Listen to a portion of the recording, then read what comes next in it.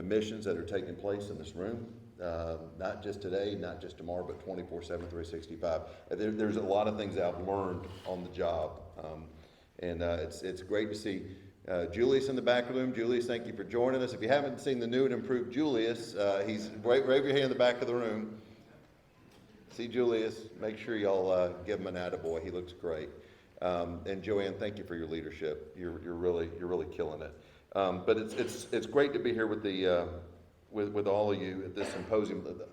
I think most of y'all still know I'm in the deep end of the swimming pool. I think there's still so much that that has to be educated, has to be shared, and then we're also learning firsthand from the challenges that you see, because you're learning something every time. And that's why I love where Joanne is going with all of this about the networking, the sharing of stories, the engagement that will happen amongst yourselves over the next couple days, because of that sharing is going to lead to other developments that hopefully makes for, if we need changes in policies, we address those changes in policies. That brings innovation of best practices that sometimes a field solution then becomes standard operating procedure. So, but it's the irony that we're here at the State Fire College. This is where we should be doing this. This is where our next generation of our first responders are coming from, that ultimately should be able to share and benefit from what has taken place. So I want to especially thank the sponsors to help make this reality, all those the staff here at the State Fire College that have worked. The grounds look great. Thank y'all to be able to make a good impression. But Joanne has done an amazing job. We had our hands full. She hasn't caught her breath over the last week, as we had Idalia that has been all-time consuming. And a perfect example. We've been very active in this part of the state over the last week, and we see things about our communities that unfortunately sometimes we don't know are part of our communities until a disaster forces us to see every different inch of those communities. And so you get a little better firsthand understanding over the resources, the needs, and the recovery, and then you see the fact that people are hurting. So it's been an emotional week. We've had a lot going on, but again, there's not much rest in this group. This group here knows how to work 24/7. 365. So bring this together and keeping it on task has been great. I want to bless you. I want to say thank you to all the representatives from Tesla, GMC, the EPA, and NHTSA for being here. All this is a collaborative effort and an overall safety and mission of what we're trying to accomplish doesn't go unnoticed. But we're here for two very important reasons. First, to protect Floridians and ensure the safety of our state. Florida's leading the way in fire training standards, battery growth, also understanding the dangers of lithium-ion batteries. When Hurricane Ian hit Southwest Florida, it was an incredibly dangerous Category 4 storm. I think now it's been upgraded to a Category 5. But the historic storm surge, we're going to flip through some photos here. The historic storm surge that we saw from Ian is like nothing we'd ever seen before. We learned quickly that there are dangers with saltwater intrusion into lithium-ion battery powered devices. The combination is dangerous and sometimes can even be deadly. So I'm going to stop here a second on this photo. This is kind of like where my first introduction to a lot of this is and why I've gotten so spun up. So we're out with North Collier Fire District as we're making the rounds after Hurricane Ian. So this is probably about a week after the storm. And this photo was taken at 11:24 a.m. And you can see by the photos we're walking the neighborhood. And look, I'm just trying to see with my own two eyes the devastation of these affected neighborhoods and communities. And you can see where they've already started to be proactive. The house is in good shape. They had water up to, you can see where the sheetrock is cut out in the photo.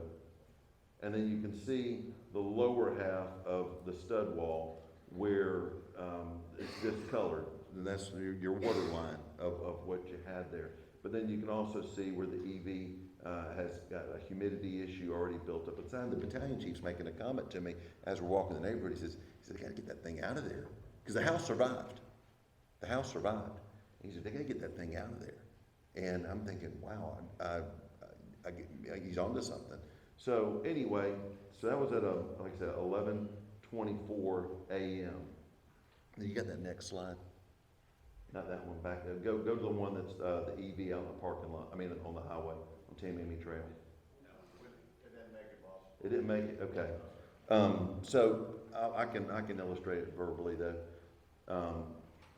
That was 11:24 a.m. At 11:35, 11 minutes later, we're responding to a call of an EV on Tamiami Trail, and it's smoking.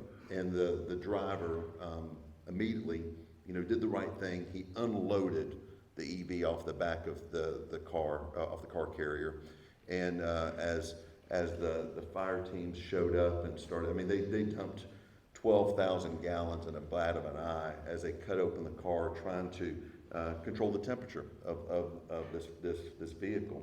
Ultimately, they moved it over to the side of the road after they cut the hood open. Matter of fact, the firefighter who actually cut it open, he was a transplant from, I believe, New Jersey, and so this guy was probably about 50 years old, 45 years old, just moved to the area, so this was the first time he had ever dealt with this, so there was a lot of attention to him understanding what he was dealing with. They pulled it over to the side, and then it simply just connected to the hydrant and tried to at least maintain a safe temperature on the vehicle. The irony of it is later that night at 6 p.m., the vehicle reignited. So let's go to that picture of the large lot. There you go. So this is just one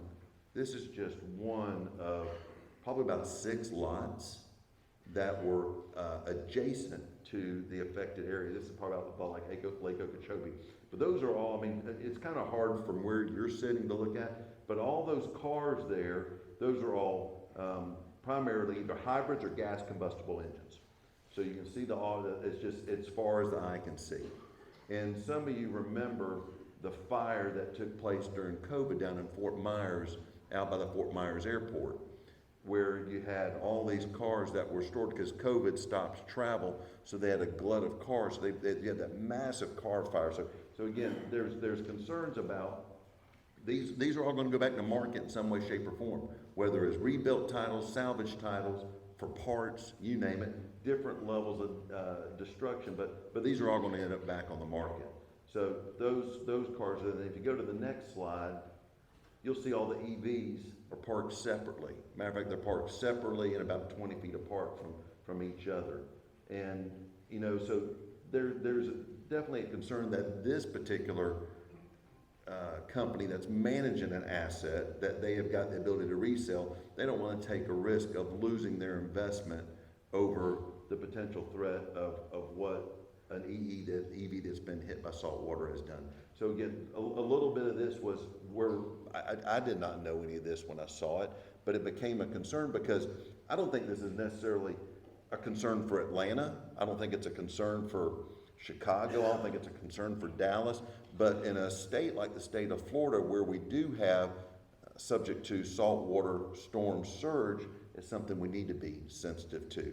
So this is the genesis of where I got really kind of motivated to want to do something. Oh, you got a cheat sheet right here for me to look at. If I just looked at this monitor the whole time, I could have really looked intelligent and just talked to this as y'all are looking over my shoulder.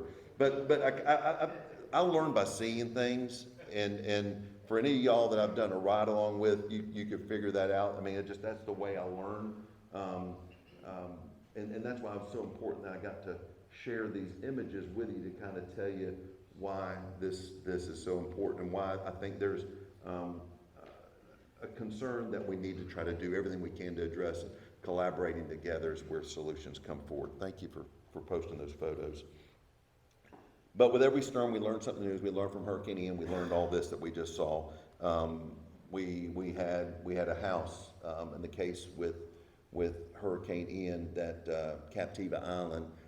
The house survived, but because the causeways were washed out, we couldn't get any of the equipment support out there. It was difficult to manage what type of disasters out there because it was cut off. So I mean, literally, you're bringing things out there by barges, you're bringing things out there by helicopters. But you had EVs in a garage that ultimately caught on fire, but because there was no equipment out there, you couldn't put the fire out. The house burned down after the fact. That goes back to the same reason why that blue EV that was in the garage was probably so important to get out because the house survived. But now you're going to get into a liability issue. I still wear an insurance hat, and you're getting a liability issue. All right, so whose insurance is going to pay for my house when it burns down if there was a a combination of effects because of a storm? But anyway, the combination is disastrous and even deadly because of these spontaneous fires are just nearly impossible to extinguish. And then there's the questions of the hazardous fumes, the reigniting multiple times, and everything. But as we saw this firsthand after Hurricane Ian, it was definitely putting our consumers and our first responders in a very dangerous position that I don't know if either one has been truly prepared for. So I certainly realized we had real-time experiments going on firsthand as we saw the EVs and the challenge we have with salt water. We, with Hurricane Ian, had 20 related EV fires. That's not including the golf carts, the e-bikes that we also had in the Southwest Florida area. And look, it is what it is. Mother Nature likes to visit Florida, and she likes to sometimes pack a wallop. So it's not if, it's when we're going to have another problem. This was a concern I had with Hurricane Idalia with the storm surge that came into Tampa Bay. We try to at least educate folks the importance of evacuating because of Hurricane Idalia, and we spoke to it multiple times about evacuating from the Tampa Bay market. And the concern that I had is hurricane, and we know our constituents, we know the people that we serve, and sometimes they forget that the stove is hot. And with Hurricane Irma, it sucked the water out of Tampa Bay. With Hurricane Ian, it sucked the water out of Tampa Bay. But the pathway of Hurricane Idalia, I was convinced we were going to have historic storm surge into Tampa Bay, and that's exactly what happened. In some areas, I had people that I talked to that had over 7 feet of storm surge. Their garages got flooded, and we had some instances where EVs and garages caught fire. I had a homeowner call me this week. He lives in a condominium complex. All the garages are downstairs.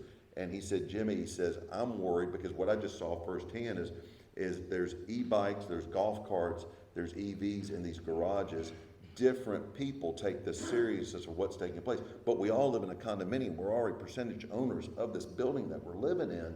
He says, do we need to change the law? Because am I going to be arrested if I pull my neighbor's EV or his e-bike out of the garage because of the risk he's providing or threatening towards everybody else because they're either out of town or maybe too stubborn to want to realize the threat of what we're dealing with.